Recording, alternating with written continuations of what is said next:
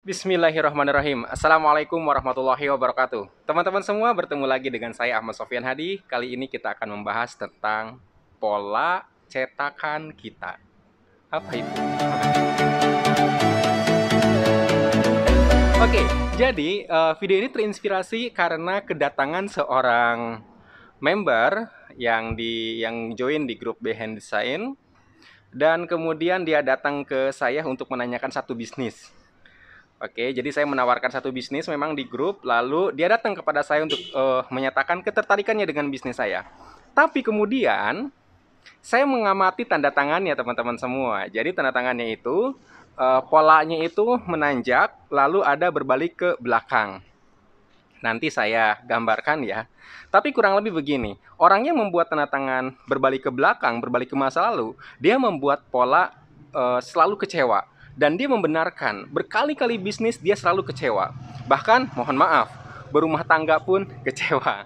Nah, saya ingin mengatakan kepada Anda, sekeras apapun Anda berusaha berubah, tetap saja cetakannya itu sudah dicetak di 7 tahun pertama kehidupan. Anda nggak akan jauh-jauh dari situ. Seperti apa tanda tangannya, bagaimana cetakannya, yuk kita lihat. Oke, jadi tanda tangannya, kalau saya reka ulang, kurang lebih seperti ini, kurang lebih.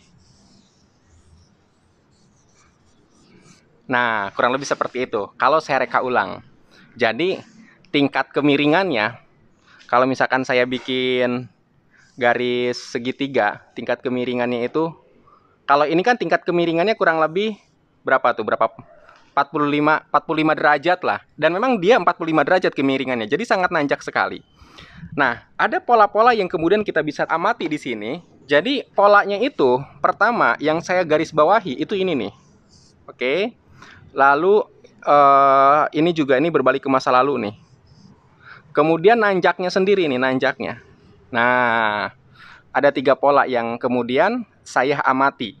Jadi gini, sebelum saya bekerja sama dengan dia, saya ingin melihat pola emosi dia itu seperti apa. Saya cek, pertama, berapa kali Anda menyesal dalam hidup Anda? Saya tanya begitu, dan ternyata dia bilang, sebelumnya dia pernah bisnis multi level marketing, dia ngambil 3 atau 5 kaki gitu ya, dengan total investasi sekitar 30 jutaan, produknya dibagikan, dan tidak ada satupun yang menghasilkan. Jadi, menyesalkan gitu ya, ketika dia mengingat itu, dia tuh berusaha melupakan, karena itu bukan perkara yang enak untuk diingat gitu loh. Jadi dia menyesal kemudian. Lalu dalam rumah tangga, mohon maaf ya, tidak berhasil menikah lagi, tapi kemudian sekarang pun merasa bahwa gimana ya, dia bilang sebenarnya bisa lebih baik dari ini gitu loh. Dia merasa bahwa ini mestinya bisa lebih baik dari ini. Dalam pengertian, ya ada hal yang kemudian dia sesali. Nah ingat, pola sesali. Jadi dengan kata lain teman-teman semua, orang itu akan mendapatkan sesuatu apa ya, baik itu rizki, baik itu kehidupan rumah tangga, sesuai cetakan dia di waktu dia kecil. Karena cetakannya ada 2. Pertama, marah pada figur otoritas. Jadi cetakannya adalah dia memendam rasa marah kepada figur otoritas. Ini dari kecil selalu begitu gitu loh. Tetapi marah kepada figur otoritas ini, karena dia figur otoritas, dia tidak bisa menunjukkan rasa marahnya, lebih kepada kesal gitu loh. Itu cetakan dia waktu kecil, cetakan emosi. Sama kemudian dia menyesal. Oke, nah ini menyesal. Dan yang terakhir, cetakan dia itu merasa diri sendiri tidak berharga. Merasa tidak berharga. Oke, ini adalah cetakan yang dibentuk saat 7 tahun pertama kehidupan. Dan Anda boleh cek ke diri sendiri, cetakan apa yang Anda buat di 7 tahun pertama kehidupan, yang orang tua Anda buat di 7 tahun pertama kehidupan, itu akan ngebentuk pola yang sama.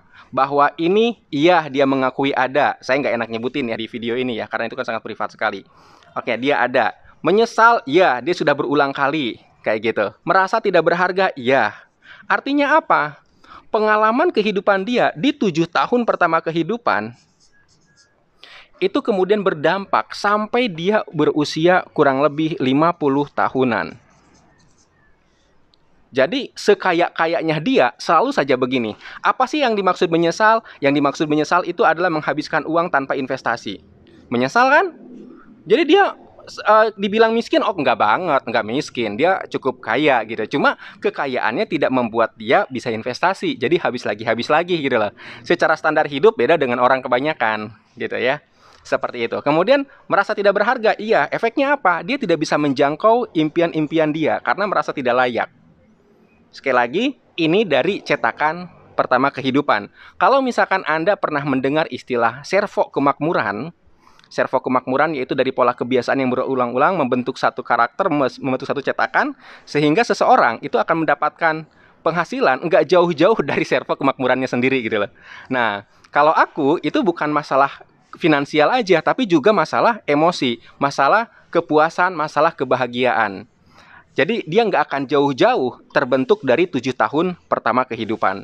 Nah, yang menarik adalah bagaimana kita bisa tahu servo kemakmuran atau katakanlah cetakan di 7 tahun pertama kehidupan, lihat tanda tangannya. Nah, dari sini kemudian ketika dia ingin berbisnis dengan saya katakan, Anda harus mau diterapi oleh saya. Kenapa? Ini menghilangkan kode menyesal. Untuk menghilangkan kode ini menjadi merasa mengikhlaskan masa lalu. Kemudian marah kepada figur otoritas kita hapus, dan merasa tidak berharga juga ini dihapus. Ini bisa, tapi memang harus disiplin menjalankan program terapinya. Lalu yang kedua, saya bilang Anda mesti sholat istikharah. Kenapa? Karena saya muslim, dia kebetulan juga muslim. Memutuskan masa depan itu mesti melibatkan Tuhan, kurang lebih seperti itu ya. Jadi teman-teman semua, kalau seandainya saya tidak tahu program cetakan dia, lalu secara antusias katakanlah menyambut keinginannya untuk berbisnis dengan saya, lalu ini tidak dihilangkan, kebayang dong saya hanya menjadi satu pengalaman yang menambah rasa penyesalan dia saja gitu ya. Jadi pertanyaan saya, apa cetakan kesuksesan Anda? Apakah cetakan kehidupan Anda? Anda lihatlah di tanda tangan Anda ya. Dan teman-teman semua, secara rutin saya mengadakan bedah e-book. Bedah e-book judulnya tuh Temukan Mental Block. Temukan mental block melalui analisa tanda tangan. Kurang lebih seperti itu ya. Ini rutin nih. Jadi kalau Anda mau ikut, Anda boleh gabung di channel Telegram dulu, kelas afirmasi online. Nanti di situ Anda akan dapat informasi kapan bedah e-book ini Temukan Mental Block melalui tanda tangan kita selenggarakan. Kenapa? Sebenarnya yang dimaksud mental block itu ya ini nih gitu loh. Ya ini. Seperti itu ya. Dan ini mental block itu ya ini gitu loh. Walaupun sebenarnya dari sini tuh masih banyak ada mental block yang lain, tapi saya nggak ingin bahas. Cuma maksud saya itu yang paling besar, yang itu yang menonjol.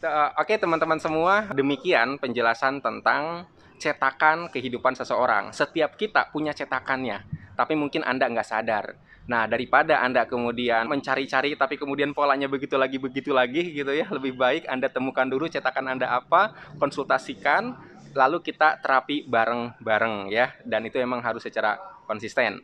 Apa sih efek dari melepas cetakan itu, mengenali lalu mengubah cetakan itu? Anda bisa lihat di video berikut ini.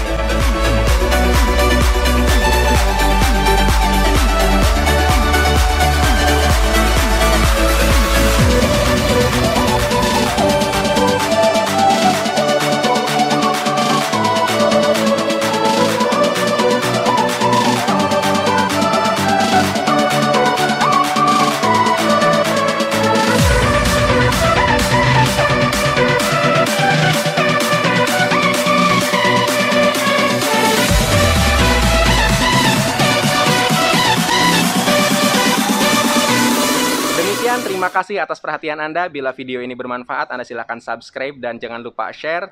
Assalamualaikum warahmatullahi wabarakatuh.